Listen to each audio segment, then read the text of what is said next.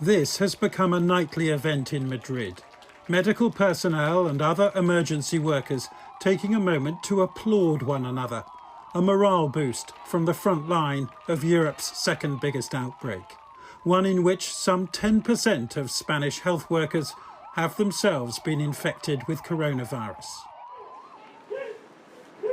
But Madrid's grief for its departed is far less seen, let alone heard. It happens in crematoria like this one, or like so much else here, behind closed doors. With over 2,000 dead in Spain so far, the municipal funeral home here says it's run out of equipment to safely collect bodies, and it will stop from tomorrow. The Spanish capital has now begun its second week in lockdown.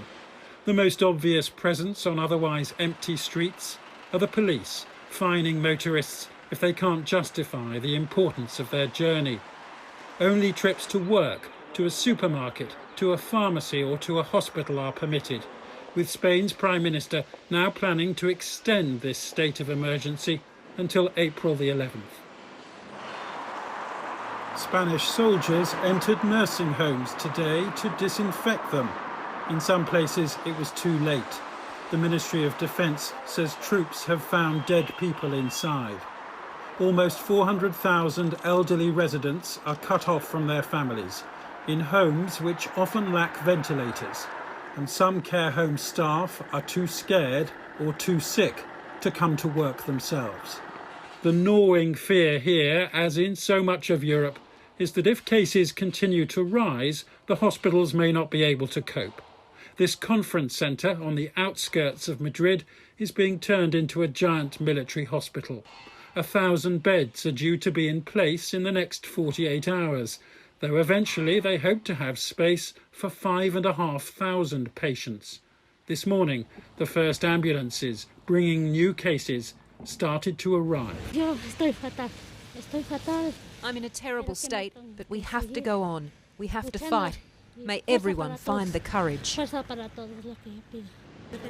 In holiday resorts, hotels are now emptying after the government ordered them all to close by tomorrow. Yet with so many planes grounded and flights cancelled, many foreign tourists who left it too late are still trying to find a way of getting home. Police on the island of Mallorca offered their own antidote to enforced isolation, serenading local residents confined to their homes, standing in doorways and watching from windows. But Italy remains Europe's epicentre. This is a social distancing queue for a supermarket in rainy Sicily, after the island's grocery shops closed at the weekend. They're waiting above all to be able to say the worst is over, for the discernible trend of a slowing death rate finally to emerge.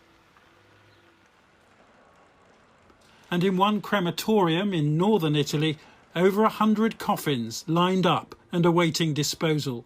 So many Italians dying that army trucks are on standby to help remove the dead. Guarda, noi teoricamente dovremmo essere abituati, no? Perché in theory, we're used to seeing this because our job is dealing with coffins.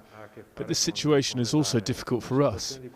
Now we understand the exceptional nature of this crisis, and we realise how many families in the most affected areas are suffering now. ci si rende conto della straordinarietà del momento e ci si rende conto di quante famiglie stanno soffrendo adesso nelle aree più colpite. In France, the army has been deployed to build a field hospital in the eastern city of Mulhouse. 30 intensive care beds have been readied after local hospitals were overwhelmed. Neighbouring Germany and Switzerland have said they will take French patients if necessary. And the French Navy has been sent to the island of Corsica, evacuating those with breathing problems, those patients on drips or ventilators or in need of oxygen, in order to give breathing space to intensive care units, which otherwise could not cope. Well, now, in the United States, in the last hour, senators have again blocked a $1.8 trillion economic stimulus package, as Democrats say that they were still negotiating with the Trump administration about what it should include. Our Washington correspondent, Siobhan Kennedy, has more. Well, John, there are now 41,000 cases of the virus here in the US, third only to China and Italy, and incredibly, more than half of those cases in one single state, that's New York, that is grappling to deal with this crisis, which really makes the Senate's failure to pass this emergency funding bill even more stark. The Democrats say that they won't let it pass because it focuses more on the welfare of corporations than it does on hospitals and ordinary people. The talks are ongoing. Hopefully they will come to some agreement later on today. That's what they're promising. We know that President Trump is desperate for them to reach an agreement. He really wants to flood the market with billions and billions worth of dollars. We know how worried he is about the impact all of this is having on the economy. Incidentally, as Paul was mentioning there, here too, the economy, the Wall Street has wiped out practically all of its gains since the president came to power. In fact, all of those gains have now been completely wiped out. And he has tweeted today, "We cannot let the cure be worse than the problem itself." Though I have to say there are many people, including the medical experts within his own inner circle, who would say that the cure, given the spread of this virus, cannot be tough enough. Medical supplies being loaded onto the US naval ship Mercy, a giant floating hospital with 1,000 beds, headed for the port of Los Angeles, the epicenter of the viral crisis in California. Over the weekend, the state was declared a major disaster zone, freeing up billions in federal funding as its near 40 million residents remain in lockdown. Further north, the National Guard was deployed alongside the young in a food bank in Sacramento. It's usually manned by elderly volunteers, but with them now in isolation and demand for food supplies rising, they had to call in the military. Something that I never thought would happen in my lifetime, and just to know, like, them being out here just shows how serious this issue is. Just because the world shut down doesn't mean that need has shut down. In New York City, a huge conference center is being converted into an emergency hospital amid warnings that 3,000 intensive care beds will somehow need to grow to 30,000 across the state to cope with the massive influx of infected patients. Its biggest challenge, the dwindling supply of critical medical equipment like masks and ventilators. We're a country not based on nationalizing our business. And despite proudly signing the Defense Production Act to require companies to make those supplies, President Trump remains reluctant to use it for fear it will look too socialist. Call a person over in Venezuela, ask them how did nationalization of their businesses work out? Not too well. But with nearly 21,000 cases in New York State alone and 157 deaths, its governor said now was not the time to worry about perceptions. Yes, it is an assertion of government power on private sector companies. Yes. But so what? This is a national emergency. Over on Wall Street, an eerie quiet descended as traders, for the first time ever, began an indefinite period of trading from home.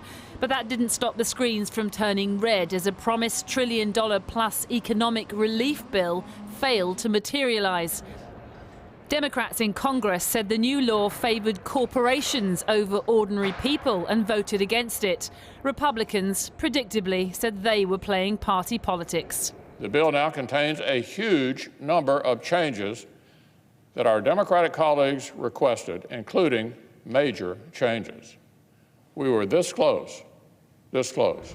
It's not just Wall Street waiting for economic relief. To lay off 50 people, it's just mind-boggling. I had to lay off my husband. Across America, millions of small businesses like this comedy club in Washington, D.C. have made the agonizing decision to shut up shop, they hope, temporarily. I can't keep people employed here if I'm going to weather, as a business, this storm.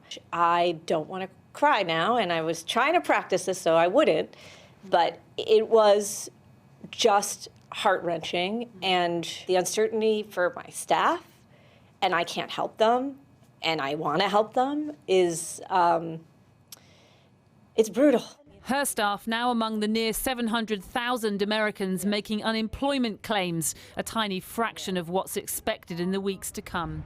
And it was students on spring break, sunbathing, not social distancing in Florida last week that led to this. State government taking matters into its own hands and banning bathers from the beaches.